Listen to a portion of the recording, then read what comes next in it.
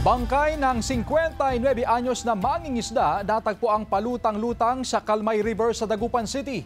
Naka-alerto Sandy Salvacio. Nabulabog ang ilang residente nang bumulaga sa kanila ang bangkay ng isang lalaki sa ilog sa bahagi ng Barangay Pantal, Dagupan City umaga kahapon. Nakilala ang biktimang si Rogelio Martinez, 59 anyos, isang mangingisda at residente ng Barangay Poblacion Oeste. Lumalabas sa investigasyon na gabi ng Miyerkules pumalaot ang biktima at hindi na raw nakabalik. Itong ating sawimpalad na kababayan na taga Dagupan ay nakipag-inuman po siya at nung gabi pumalaot pa rin siya.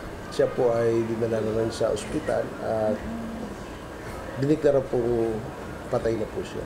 Labis naman ang pagdadalamhati ng kaanak ng biktima. Nabigla lang din kami pero mapagmahal na amayan yung tatay ko. Hindi niya kami pinabayaan.